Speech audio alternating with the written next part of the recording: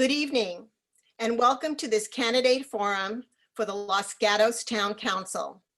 This webinar is being sponsored by the League of Women Voters of Southwest Santa Clara Valley, which covers the cities of Campbell, Los Gatos, Montecito, and Saratoga. The League of Women Voters is a national organization that provides nonpartisan voter services and does not endorse or oppose any political party or candidate. But we do advocate when we have studied an issue such as education and have developed a position on it. This webinar is being recorded and will be made available through our local league's website and other social media sites. My name is Eleanor Yick, current president of the League of Women Voters and the moderator for tonight's forum. I am pleased to welcome and introduce the candidates for two different terms tonight. There are 2 open seats for 4-year terms, and there's 1 open seat for a short 2-year term. Candidates for the 4-year term, would you please put on your video now? Thank you, and sorry for that delay. And I'd like to welcome our candidates. These are the candidates for the 4-year term.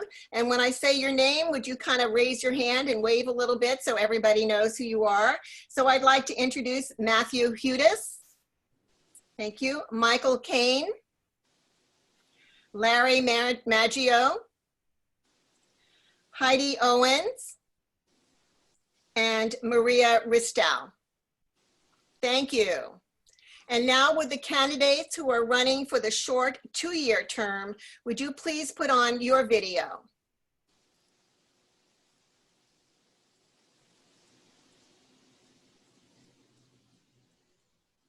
Thank you. And I would like to introduce candidate Mary Badame and Rob Stevenson. Thank you. We will try during this webinar to keep the candidates for the 4-year terms together and those for the 2-year term together. But unfortunately, sometimes the technology overrides us. But you, the audience, can always see which candidate is speaking by looking at their screen and noticing whether it has 4-year after their name or 2-year. The candidates will make their opening statements by the length of term. So we're going to hear from the 4-year candidates first and then the 2-year candidates. After that, they'll be in a random order. The candidates with their opening statements, first of all, I want to welcome all the candidates again and thank you for participation. We so appreciate your willingness to come tonight. Before we begin, I would like to highlight some ground rules the candidates have agreed to observe during this forum. The League supports the accepted norms of civil discourse, and in that light, the candidates have agreed to follow those norms that were outlined in a document that they received. For example, candidates have agreed not to interrupt each other and to follow the allotted time responses. Candidates are reminded that they don't have to use the full time allotment, but we are requesting that you not exceed the allotted time. The forum is scheduled to last approximately 1 hour. Each candidate will have 90 seconds to introduce her or himself by answering this question in their opening statement. What qualifies you to be the town council member for a 4-year term, or what qualifies you to be a town council member for a 2-year term? Our timer for tonight's forum is League member Wendy Hendry. She will give each candidate reminders as they answer questions about the time remaining and when the time has elapsed. She'll be showing 30, 15, and stop signs. Candidates have been requested to end their sentence when they see the stop sign. After these opening statements, candidates will have 60 seconds to answer subsequent questions, which again have been submitted through the registration process or developed by League members. The moderator will announce and enforce the time limits for each question. And lastly, the forum will close with the candidates speaking in reverse order by the length of term answering this question. What question do you wish you had been asked tonight and why? Candidates again will have 90 seconds for their closing statement. And now let's officially begin. We will begin with each candidate's opening statement for those who are running for a 4-year term, and be sure to answer this question. What qualifies you to be the town council member for a 4-year term? We will be doing this in alphabetical order, so we will first hear from candidate Matthew Hudes. Eleanor, thank you and the League so much for doing this. I'm qualified for the council member position for 2 reasons. I care deeply about Los Gatos, and I have the skills to make things happen for our residents. I love Los Gatos for its character and spirit, but the town is at a crossroads facing some new challenges. Serving Los Gatos for more than 10 years, I've gained a small appreciation of some of those challenges, but my opinion is not as critical as what folks in town are actually thinking. So I conducted a survey, and I'm holding Zoom listening sessions, neighborhood by neighborhood, and I've been surprised by the ranking of issues by the many who've responded.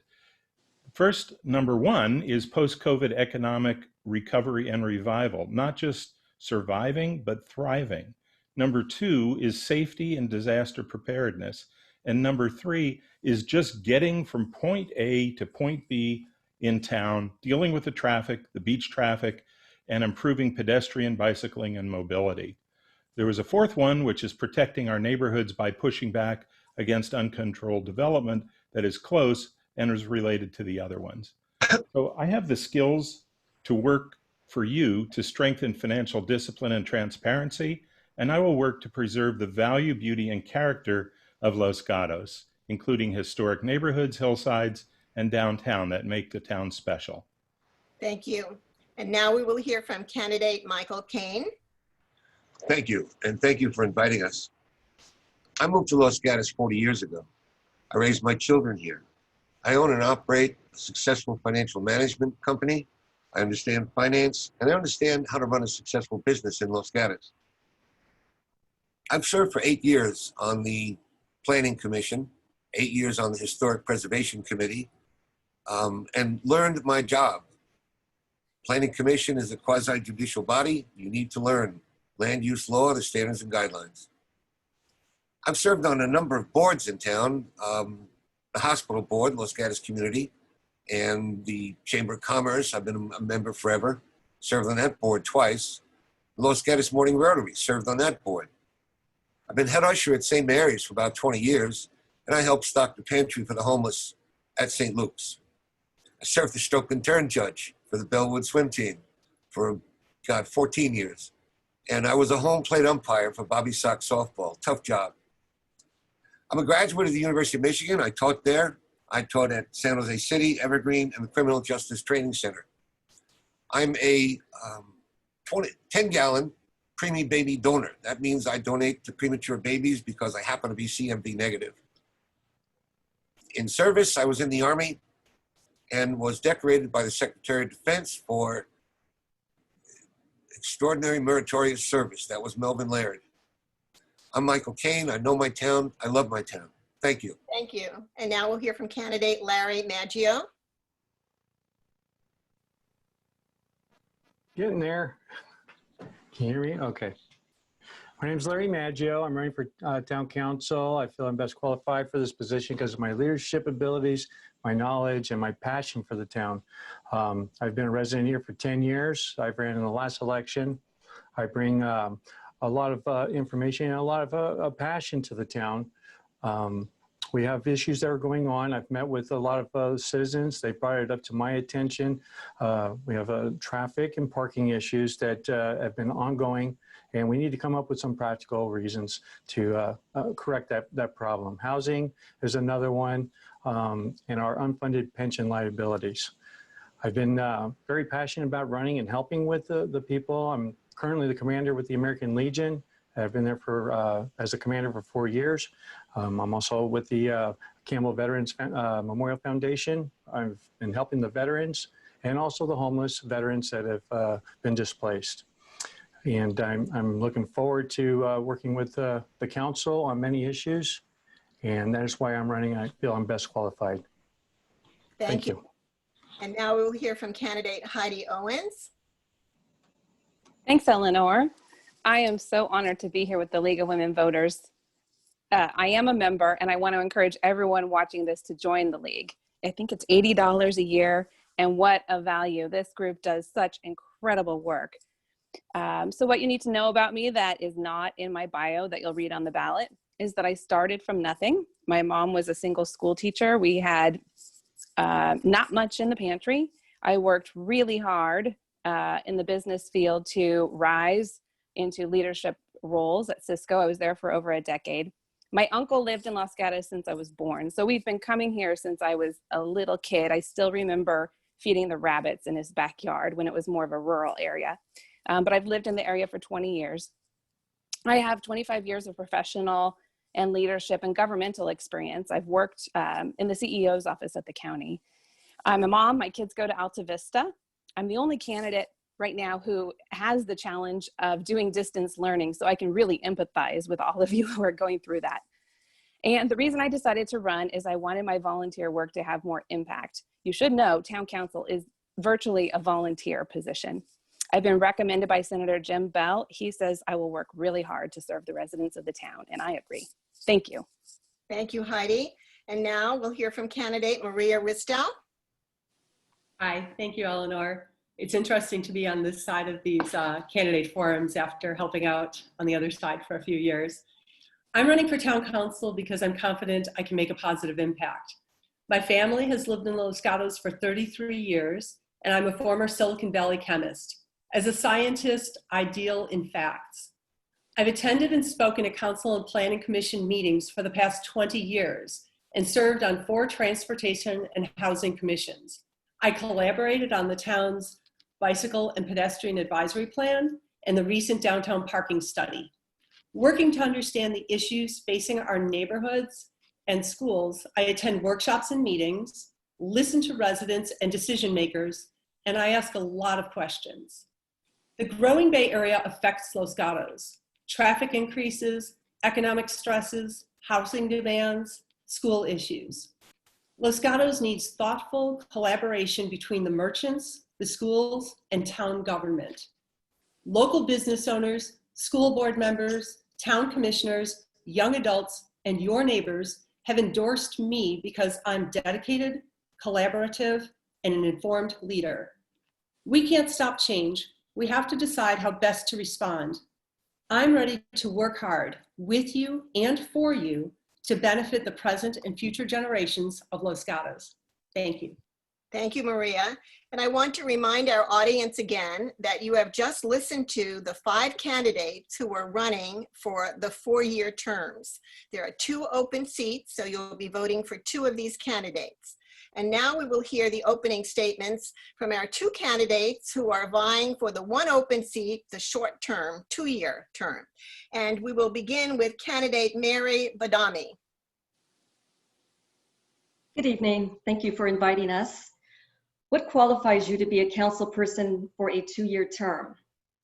Well, experience matters in filling a short 2-year term position. My qualifications will allow me to immediately contribute to council discussion.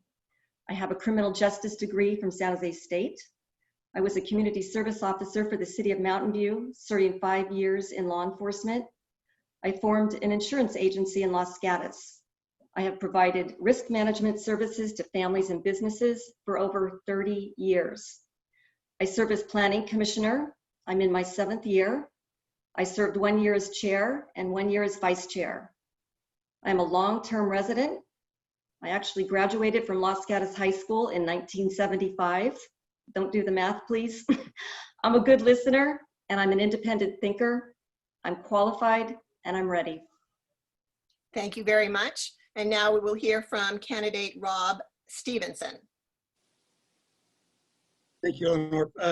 I have been in leadership positions most of my adult career, dating back to my service in the Marine Corps during the time of 9/11.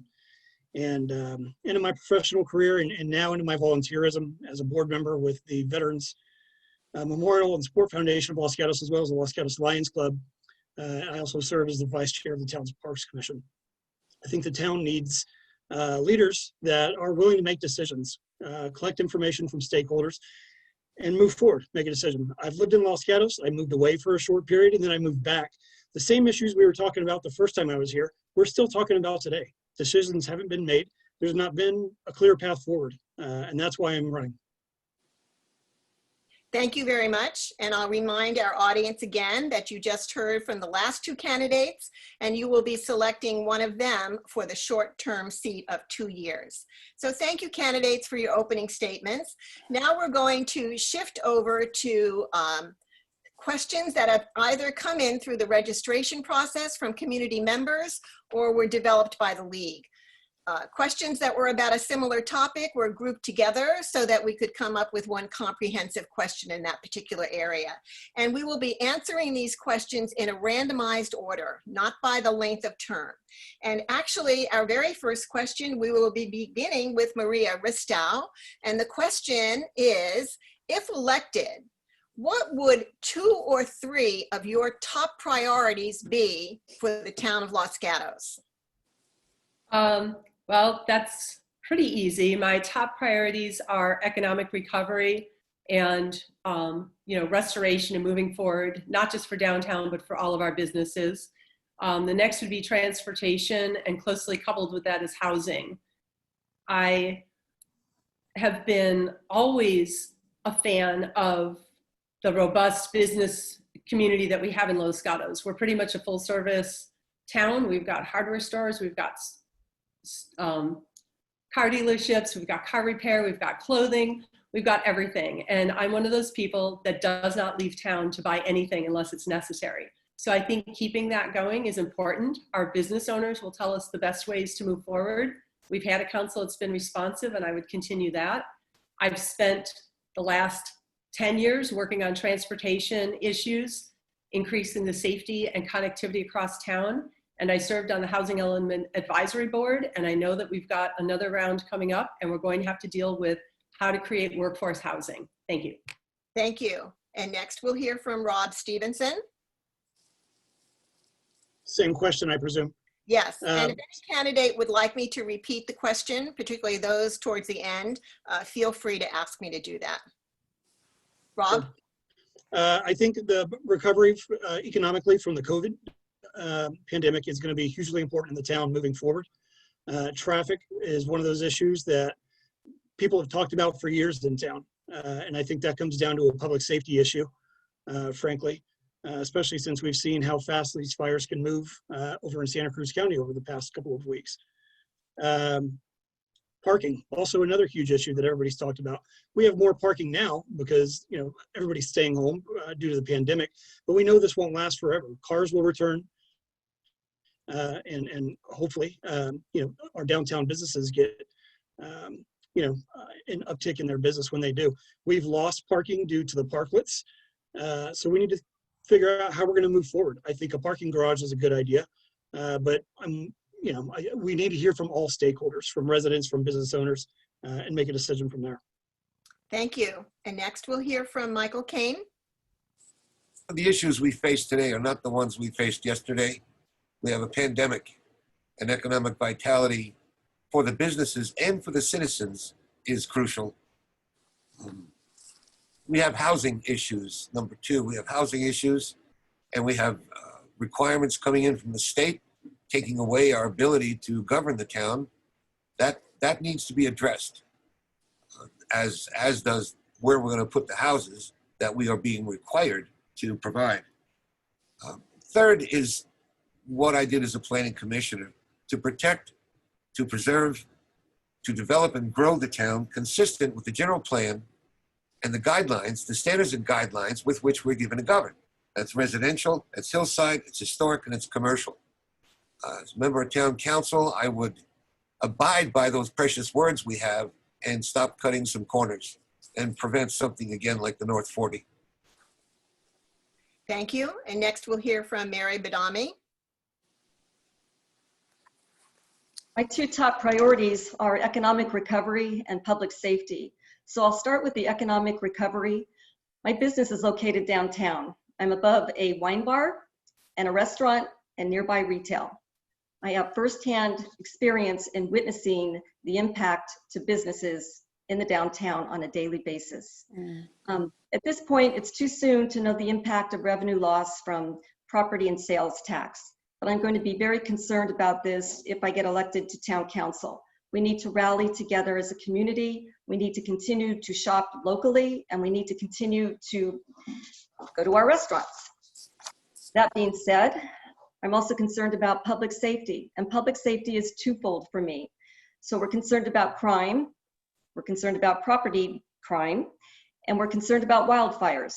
So we have a problem in Los Gatos with the recent wildfires. They're not going to go away.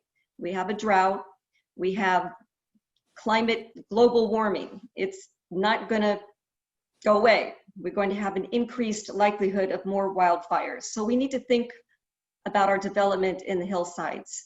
When you get a fire in the hillside, the intensity and speed just accelerates, and we are putting our residents, firefighters, and emergency responders at risk when we continue to develop into the hillsides. Thank you. And now we'll hear from Heidi Owens. Thanks, Eleanor. You know, Marcia Jensen came to Rotary. I'm a member of the Los Gatos Rotary, and she talked about 3 topics, but her overall theme was things change. So the voters need to realize that the skills that made for an effective town council person years ago are not the same as what we really need now. We need someone who's regionally connected, because so many of the issues that face the town are not necessarily within the town. They're regional issues rudely entering. So to that end, I've met with Supervisor Susan Ellenberg. She gave me great advice. She said, stick to 3 topics. Here they are. The first is quality of life. It encompasses a lot of the issues the other candidates have spoken about. The second is safety and sustainability. That again encompasses fire, police, and other issues, environment. And the third category is prudent financial management. That gets to the sales tax revenue, the property tax revenue, and the unfunded pension liability. Thank you. Thank you, Heidi. And our next candidate will be Larry Maggio. Thank you. That's a good question. My top priorities will be with the economic recovery. We don't know on a daily basis. It changes constantly. And we've got probably another round of this pandemic that we don't know what the outcome's going to be. So the unknown is currently before us, but with manage and models that we can put forth that could help us out in the next couple months, a few months. The other issues that have been going on through the nation is our public safety, especially with our law enforcement. And I'd like to see more of the reform acts be put in place to provide more training for the officers. We don't want to defund them, but we also want to look for those services that's going to help them out. Finally, it's the finances of our town. It is a priority. We have the unfunded pension liabilities. That's been a hot topic, and it's going to be a hot topic until we can actually get something set in stone to recover from that. Otherwise, we're going to owe a lot of money come right down the road here in 10, 20 years. Thank you. Thank you. And now we'll hear from Matthew Hudes. So thank you. I'll go directly to my 3 that came from my survey, the post-COVID economic recovery and revival. And here we should not be talking about getting back. We need to be talking about revitalize and going beyond, not only reopening downtown, but the whole town in a way that gets us to a next level of resilient economic capability in town. So to do that, we need to immediately allocate the remainder of the 1.9 million in beautification money to helping our businesses in town. And we need to form some public-private partnerships that are governed by a recovery group. Secondly, with regard to safety and emergency preparedness, I personally devote time to CERT and to the emergency communications, and I work closely with the police department. We need to be thinking about the combination of challenges that we have. And then finally, with regard to traffic and getting from point A to point B, we need to take some action on the beach traffic. and we need to use some data-focused approach to redirect traffic in real time so that we don't end up with gridlock. Thank you.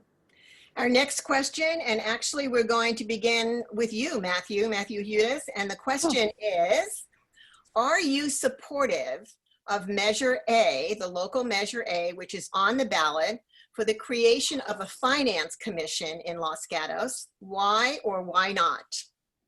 So I'm very familiar with my background in finance, working as a partner for two different large accounting firms with financial management. And I've spent a lot of time with the folks who are on the current Finance Commission. And I understand there's some fundamental issues with transparency and with the town not taking advantage of the talent that's offered itself. And I think that absolutely has to happen.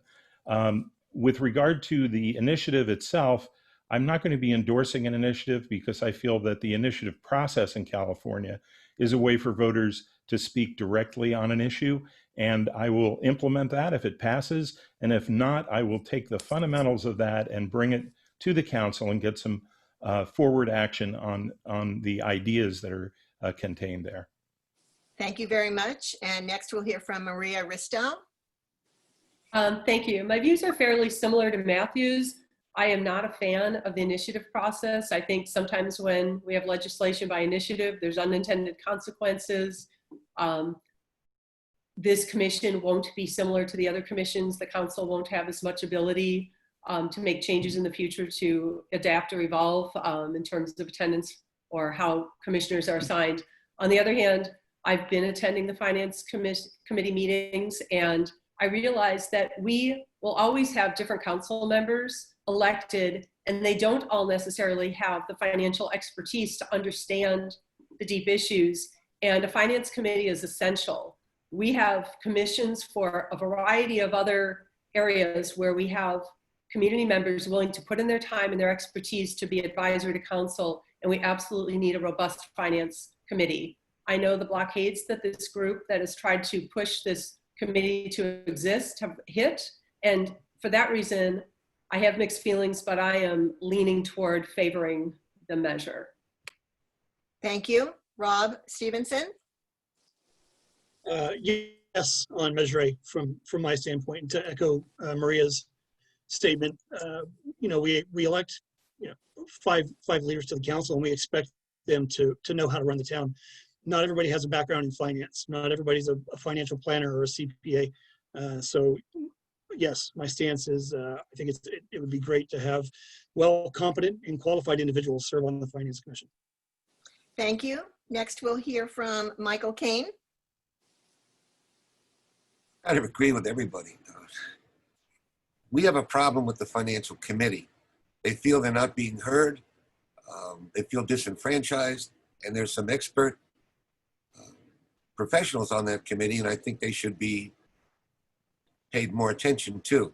The regrettable thing about an initiative is it means something's going wrong, and maybe the government that's in charge isn't doing what they should do. So the authors of the measure put a lot of time and money into it, and they're passionate about improving the advisory service. The Finance Committee is not being listened to. Clearly a financial commission with a different charter, they would have to be listened to. It's like the Planning Commission. We advise. That's it. Thank you. Mary Badame?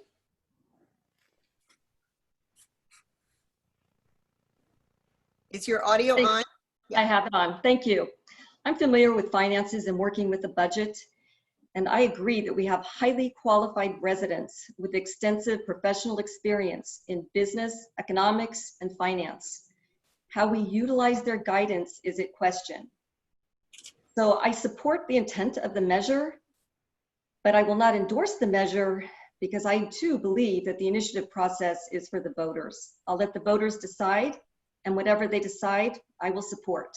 And if for some reason the measure fails, I will revisit the charter of the Finance Committee.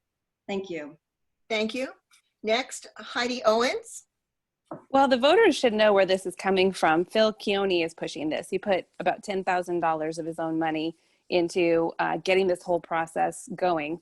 And he felt like the council wasn't listening to the finance committee, but more importantly, like the council wasn't really managing the budget effectively. So I'm supportive of the initiative, and I told Phil I will seek to appoint him to the finance committee because of the civilian community. He knows more about the budget than anyone. He's obsessed with the Los Gatos town budget. But I think really the important thing for the voters is to vote for candidates who have a background in financial management. Really, the committee is just advisory, and it takes town council members to comb through the budget and really make tough strategic decisions. So some of our candidates are really qualified in terms of budget management. I'm one of them. I managed very large budgets at Cisco as a chief of staff at the executive level with a lot of complexity, and I'm very familiar with several financial concepts with my master's in business. Thank you. Thank you. And lastly, we'll hear from Larry Maggio. I'm in favor of Measure A.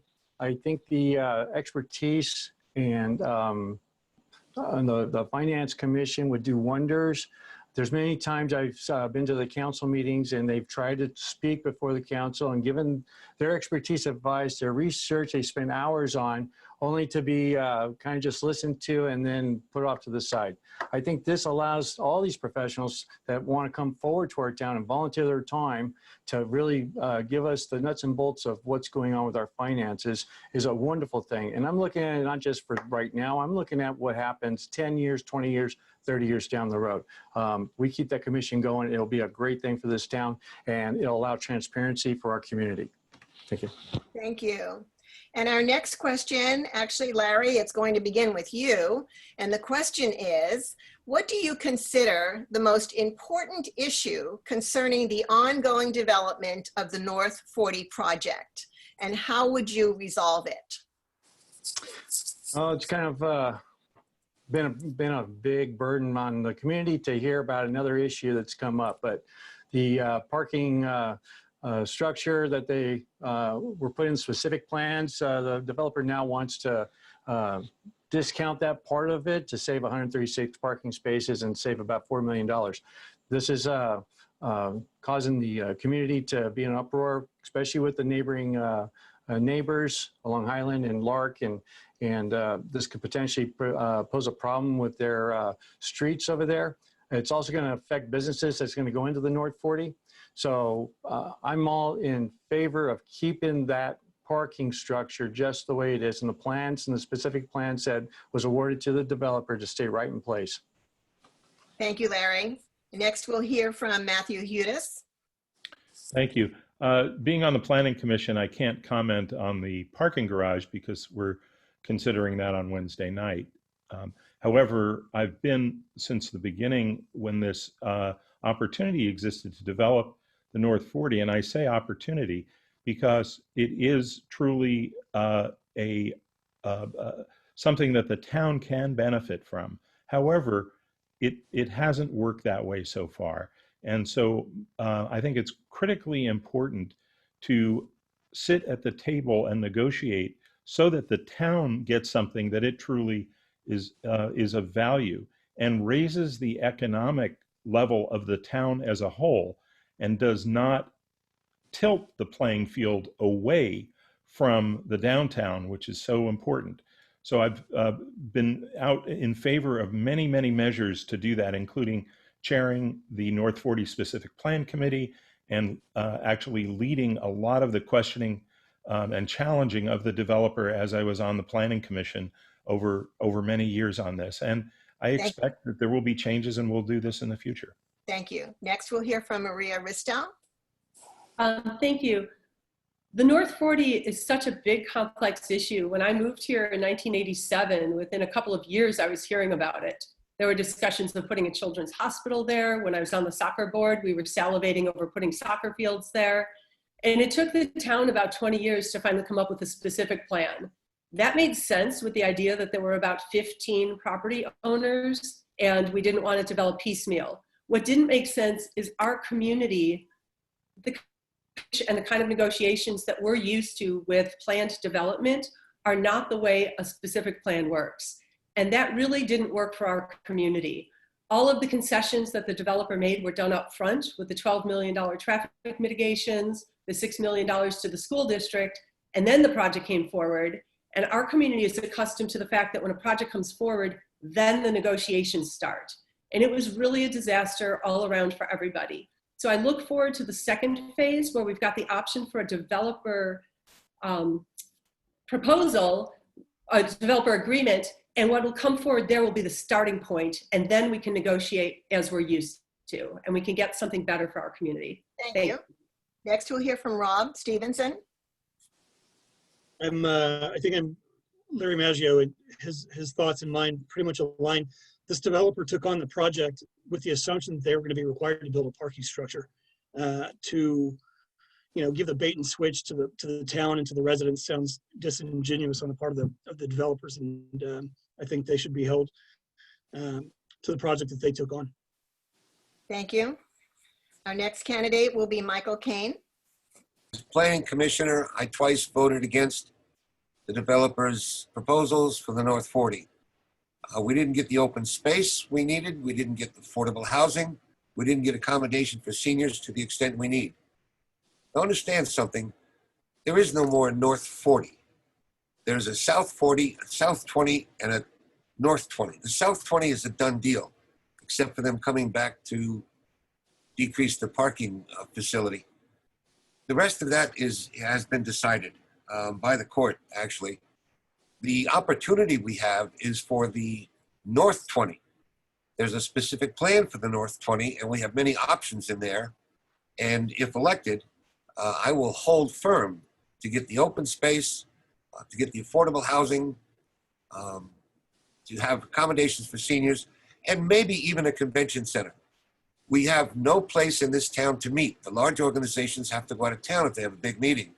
I'd like to see a convention center to serve the citizens so we don't have to leave town. We can stay right here. Thank you. Next, we'll hear from Mary Badame. Planning Commission is considering a modification on Wednesday night, and I am part of that. So I'll be limited in my statements tonight regarding the North 40. I can say that in 2016, I chaired several hearings on the North 40 application. The meetings were heavily attended and public testimony was contentious. The application at that time had set up conflict that continues to brew to this day.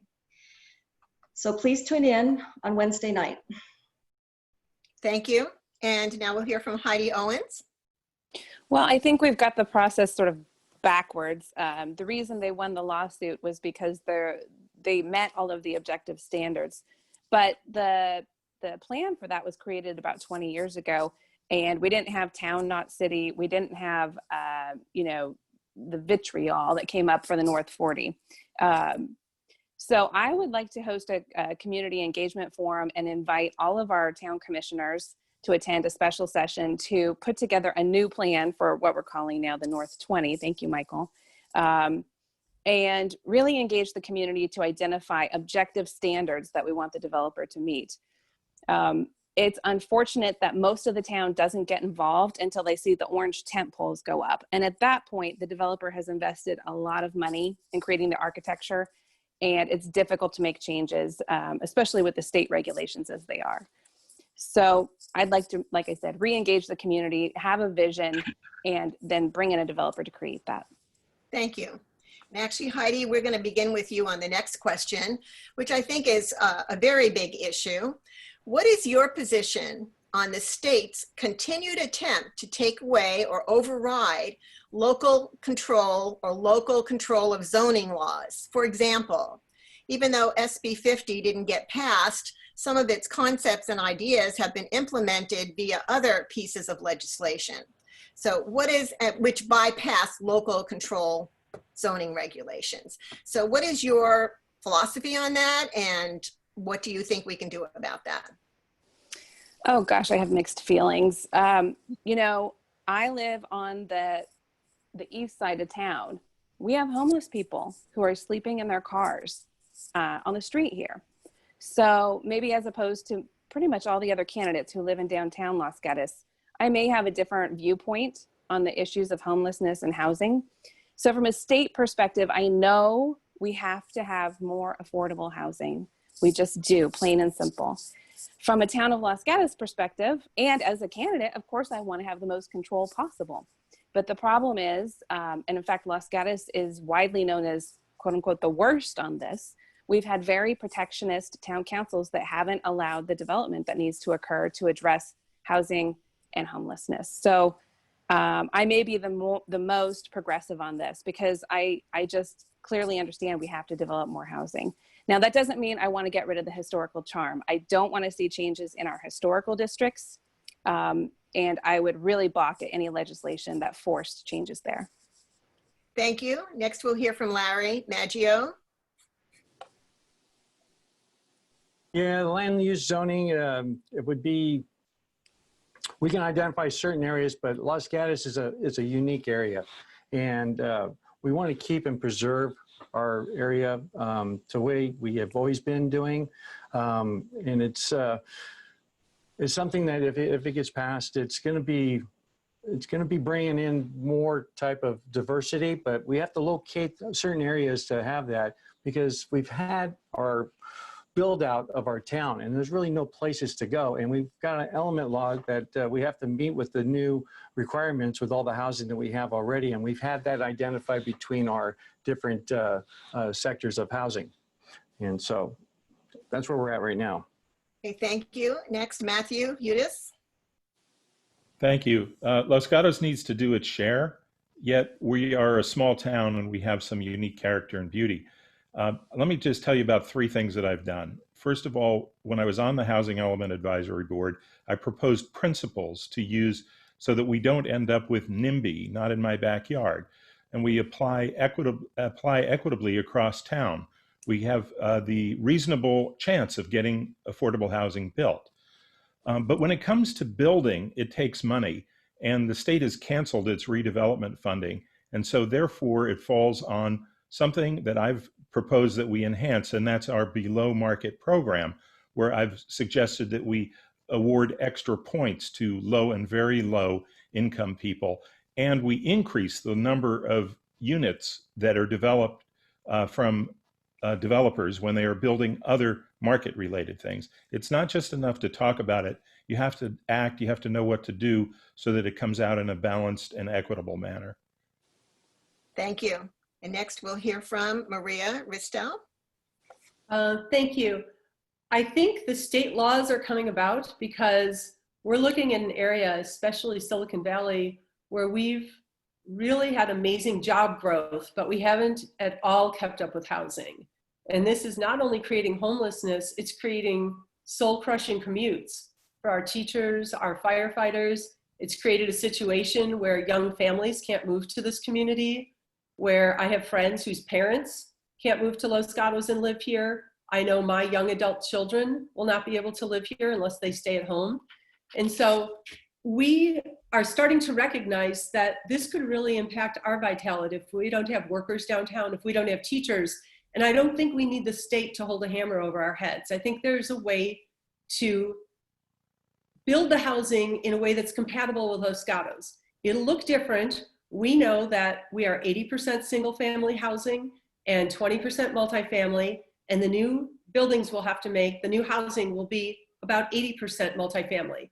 But there's places where we can put it along main boulevards where we can create walkability, bikeability, and friendliness with people in housing within our community. Thank you. And now we'll hear from Rob Stevenson. I don't believe that the state of California should be, placing mandates on us for the housing. We do need more housing. And to Maria's point, Silicon Valley has added thousands and thousands of jobs, and housing certainly hadn't kept up. We're in a unique situation geographically. We're out of space. We're pushed up against the mountain here. I'm not in favor of hillside development, and so what do? At some point we'll need to take a look at the zoning and decide if building up is going to help us meet some of our requirements rather than building out. Thank you. And Michael Kane. Sacramento is only doing what it thinks it has to. We have a critical housing shortage, and it's primarily for lower income citizens. as Matthew implied, we have to do our fair share. And we have to find smart ways to do that. One of the ways to do that is with the ADUs, accessory dwelling units. We've got houses with lots of property, and if they choose to put in more dwelling units, that would alleviate what we're facing in terms of the housing element. Sacramento sends to us the numbers of houses we need to build, and that needs to be incorporated into our housing element inside the general plan. We have to figure out how to comply with that, as every other town does. And doing our fair share is what's important. And it's important that we find dwelling units for lower income folks, because that's where the crisis is. I'm going to protect the hillsides, I'm going to protect historic neighborhoods, and I'm going to think about how we comply with what the state is sending us and how we can do our fair share. Thank you. And Mary Badame? Worked hard to protect and preserve our neighborhoods. The state mandates take away our control for architecture, building height, neighborhood compatibility, privacy issues, and quite simply, quality of life for our neighborhoods. On the other hand, we need affordable housing, and we do have to comply with state mandates. And a community does thrive with diversity. We do need housing for our worker bees, our firemen, our teachers. So how do we maintain this balance, and how do we push back on some of the state mandates, because the density is just going to overwhelm us? That is something I will work on with the state in pushing back on some of these mandates. Thank you. We're going to do a little switch here. I'm going to be asking you yes or no questions, and I'm going to be asking you to raise your hand if you're responding yes, and keep them up there for about 5 seconds. I'm going to be asking you about 2 propositions that are on the ballot. They're 2 state propositions. So the first one is, please raise your hand, wait till I'm finished, please raise your hand if you are supportive of the California ballot Proposition 15, also known as the Schools and Community First ballot measure, that the League supports and would create a split property tax and generate additional money for our town and schools. If you're in favor of that proposition, would you raise your hand now? I'm on the fence. So You're on can I the do fence. can I do it Okay. this? It's good for California, bad for Los Gatos. Thank you. Okay. And the next one, please raise your hand if you are supportive of Proposition 16 that the League supports and would amend the California State Constitution so that it would allow the use of race, gender, color, ethnicity, and national origin in public education, public employment, and public contracting. Raise your hand if you're in favor of that. Make sure we can see your hand in front of your camera. Okay. All right. Thank you very much. You can put your hands down. Okay. Our next question is not about a state proposition, but it's about another local position. And it's about Measure B, which I realize you're going to have to live with the consequence of the vote on this, but it's the local Measure B about town limits, specifically for town council members. I think you're probably familiar that it would allow 2 consecutive 4-year terms, and then somebody would have to be off the council for 4 years before they could apply again if they wish to go on. But as a concept, raise your hand if you're supportive of term limits for our town council. So I see 1, 2, 3, 4 hands are up there. Okay, and as I said, thank you very much. I know you have to live with the consequences of what the vote is, but I just wanted to get your general opinion. All right, next one. All of you have alluded to this in some of the other questions, but I want to try and suggest that you be specific at this point, or more specific. What ideas would you suggest once you got on the town council that the town and the town council use to best support our local economy as we emerge from COVID-19? And we'll begin with Mary Badame. Well, I'm supportive of what they've done so far in the downtown. We've extended outdoor seating for restaurants, and that's been a tremendous boon for the businesses. It's become very vibrant downtown. We are better than Campbell. Everybody talks about Campbell, but I say it's happening here. Streamlining some of the regulations for the downtown has actually been positive to date. It's too soon to tell. We've had this, shelter in place and this kind of pause in the business environment. So as time goes on, we'll see how that unfolds. K-rails have been helpful, and parking spaces have been sacrificed to encourage retail sales with displays of outdoor inventory for some of our retail stores. I think we can all support our businesses by shopping locally and dining locally and just rally together as a community.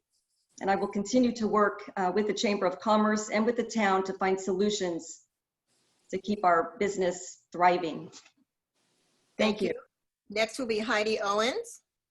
Well, I will do a referral to staff to investigate a one-way street on North Santa Cruz because I'm hearing from residents the bicycles are a problem. And I also want to expand the seating. Now, if the community comes and says, no way, we don't want it, I'm not dead set on this, but I will propose it and I want us to talk about it and investigate it. I do support further code streaming. I think we have just too much red tape. So I like that we were able to quickly make changes, and I think we need to do more in terms of work, moving out into the parking lots. And then finally, we have town staff that aren't really working, honestly, because of COVID. So I want to open up a call center staffed by town employees to call and check on our seniors. We're 30% seniors in the town, and most of them are sheltering in place still. Thank you, Heidi. Next, Larry Maggio. What the town has done so far with repurposing the 1.9 million from the streetscape over to help out with the COVID recovery, but that's going to be some challenges coming up. It's helped out tremendously with the businesses in the downtown, but we've went from condition purple to condition red, and our county health director has kind of withheld a lot of businesses from actually going into full business of that level. And with the change of weather, change of the flu season coming in, it's going to be a challenging time. We as a town need to really look at that and see what we can do to step up to help out our businesses so they can thrive through the harder times that might be in front of us. Thank you. Matthew, Hudes. Thanks. I'll take up where I left off before. Let me start with one small thing, and that is the reconfiguration of North Santa Cruz. It's great. It's helping restaurants, but the parking is going to become even more difficult and challenging for our retail folks downtown. So we need to implement the findings of the recommendations of the Dixon parking report and accelerate those that direct people to parking as they come into town. Secondly, I started to get into this, and that is we have some great minds in town. We need to create a community recovery commission with the best minds in town to see how we can really bring Los Gatos into the innovation economy, placing startups and other things alongside our wonderful downtown businesses. Thank you. Next, we'll go to Maria Ristow. Thank you. I think the council, the chamber, business owners collaborating together has helped come up with this initial plan where, we knew we were already heading toward outdoor dining. We've done a parking study. We've got the Dixon report. And when COVID hit, we actually knew that we had the space and the desire to have outdoor dining and retail space. I've spoken to quite a few retail owners and clothing stores, and they said actually with the outside dining, everything is so vibrant, their business is up. People are seeing people out and about.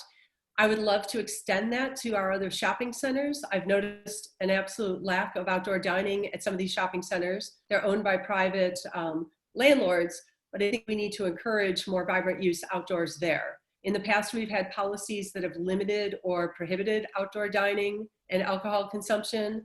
And I think we're seeing that we've got the climate, we've got a clientele, we've got people that want that. And then I think the most important thing we can do is implement the Dixon parking study, because we know that our biggest parking problem isn't that we don't have enough spaces, we don't have the right allocation, and we can fix that. Now we'll hear from Rob Stevenson. I think the town was great and proactive with some of the decisions that were made to get these businesses back and up and running. COVID, by many projections, will make a fall comeback. And we also have a huge change in our climate in the winter months that are going to push a lot of these outdoor dining and the parklets either, maybe under an umbrella or not at all. So I think economically, the town should be looking at reserving funds or reallocating funds similar to what they did with the streetscapes to be able to be prepared to help these businesses in the winter. Thank you. And now we'll hear from Michael Kane. What we've done downtown is marvelous. I've been here 40 years, and a lot of those restaurants and taverns, they're my friends. And it's nice to see them starting to survive. A lot of people still not back to work. Somebody told me that they're running at 2/3 capacity. So that the downtown is vital. People from other cities come to our downtown.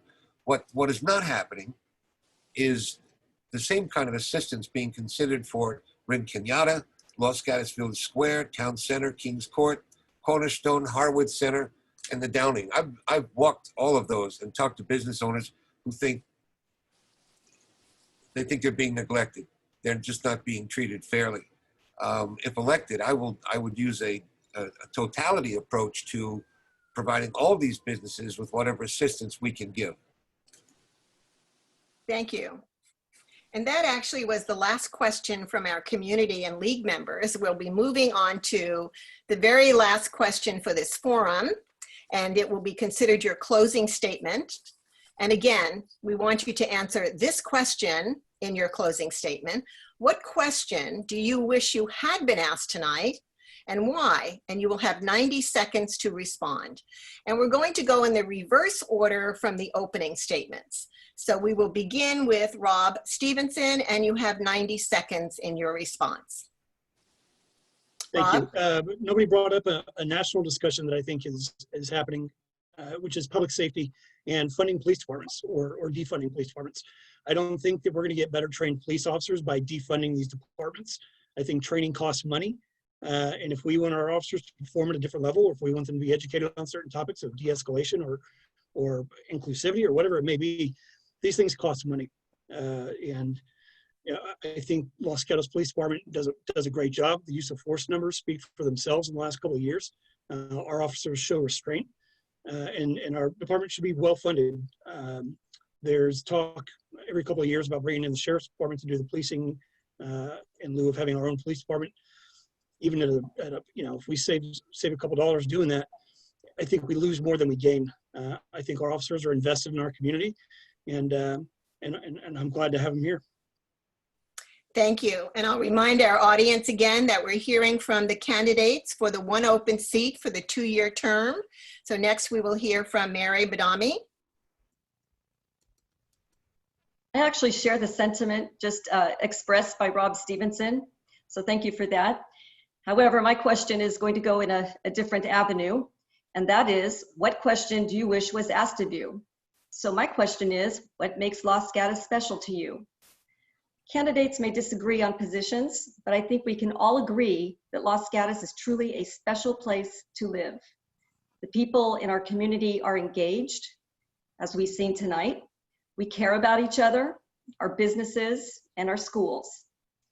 We value our history, our hillsides, and our restaurants, and we rally together when times are tough. I'm running for town council to rally for you, and I'm dedicated to keeping Los Gatos special for all of us. Thank you. Thank you. And now we are going to move on and hear from the candidates who are running for the 4-year terms. There are 2 open seats, so you will be voting for 2 of these candidates. And we will begin, and I'll repeat the question. What question do you wish you had been asked tonight, and why? And we will begin with Maria Ristow. Thank you. I think a good question is, what did I learn through the campaigning process?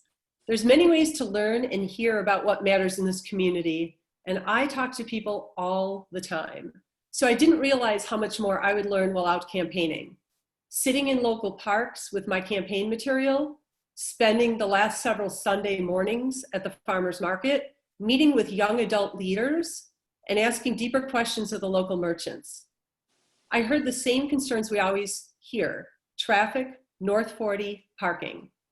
But I also heard new voices, folks asking for more housing for older parents, adult children, safety workers, teachers, retail employees. Young families showing up at the market and parks on all variety of bikes, pushing strollers, and looking for safer connections throughout our town. Folks more concerned with retaining outdoor dining than restoring street-side parking. Young and old looking for community conversations on diversity, sustainability, economic vibrancy, and police accountability. And I realize they're voices that always haven't been heard in council chambers. Los Gatos is an evolving and vibrant community with a desire to embrace the future. One of my goals is to be responsive to these voices and make sure they remain engaged after the election is open. These new voices will be our next leaders. Thank you. Thank you. Next, we'll hear from Larry Maggio. Yes, like Rob had mentioned before about the police reform and funding, I'm in full support of keeping our police department where it's at. I'm also in favor of having our police department do our annual trainings, being transparent, and be proactive. The bigger issue is the tools taken out of their toolbox for them to do their job properly is something that I don't feel, but I think that question of what about the police department and the reform and the funding of the police department is an issue that's going on currently, and that's the question I wish was asked. But I'm in full support of our local law enforcement. I back them 100,000%, and I really would like to see the only changes is there more training and more consistent and being proactive with our community, so we have a good baseline for them to interact with everybody and have the community know what they exactly do. Thank you.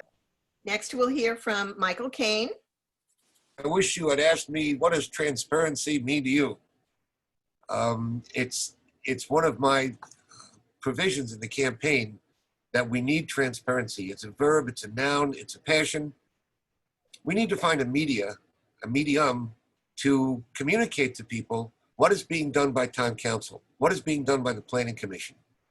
If we can find a paper, if we can find KCAT, get KCAT more involved in our government.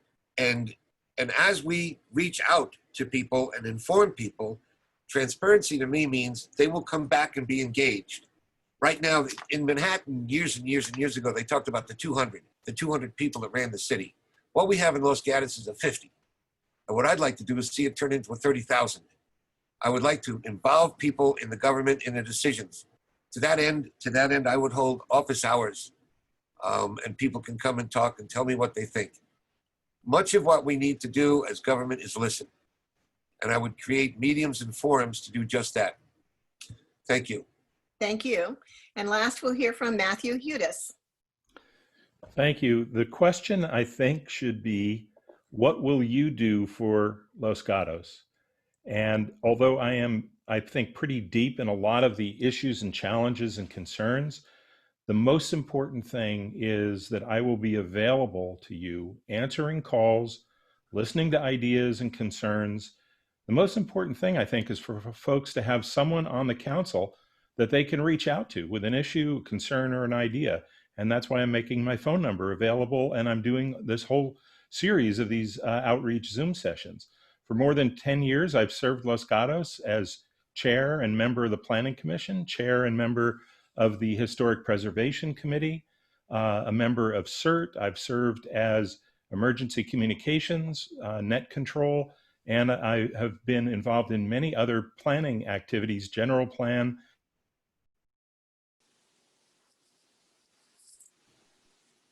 I think your screen froze on you, Matthew. And founder of a software bioinformatics company here in town.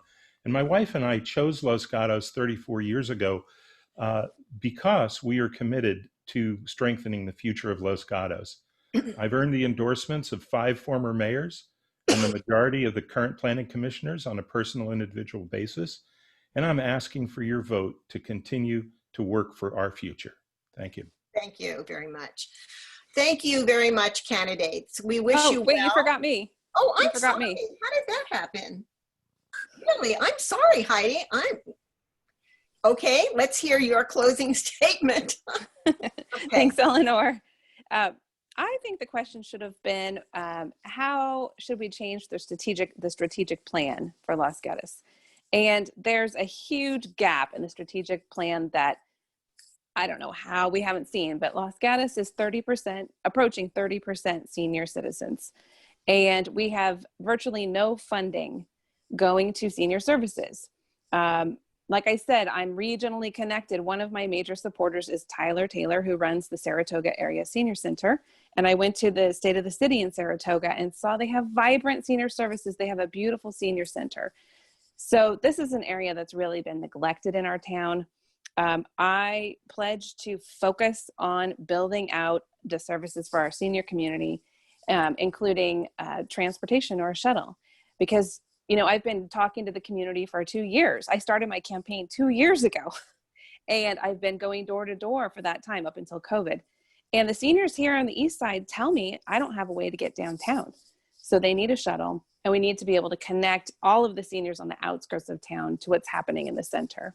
So that's sort of my big issue. I'll be publishing points on the policing question and on the beach traffic on my website if voters want more detail on those issues. Thank you, Heidi, and I apologize again. I've devised what I thought was the perfect system for keeping track, but obviously my perfect system was not perfect at the very end. So I apologize again for skipping you. And I'm so glad that you spoke right up and let me know. So again, thank you very much, candidates. We really appreciate your coming tonight. We wish you well in your campaigns. I feel proud as a Los Gatos resident that we have such a strong slate of candidates. And I'll remind our audience again that we have 2 groups here. We have 5 people. We have Matthew Hudes, we have Larry Maggio, Michael Kane, Heidi Owens, Maria Ristow, who are running for the 2 open seats that are 4-year terms. And our 2 candidates for the short term are Mary Badame and Rob Stevenson. So again, thank you so much for your participation tonight. Audience members, thank you. We hope you have learned a lot tonight that will help you in your decision making. The League would also like to remind everyone to vote by November 3rd. We are so lucky here in Santa Clara County, and actually the whole of California now, that every registered citizen is able to vote by mail.